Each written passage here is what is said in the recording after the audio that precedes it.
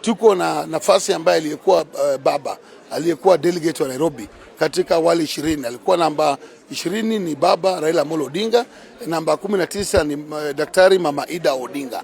So baba hayuko na hiyo nafasi, sisi kama wajumbe wa Nairobi, kwa sababu baba alikuwa mjumbe wa Nairobi na yeye alikuwa anatushikilia kama wana Nairobi. So katika national level hatuko na kiongozi wetu wa Nairobi.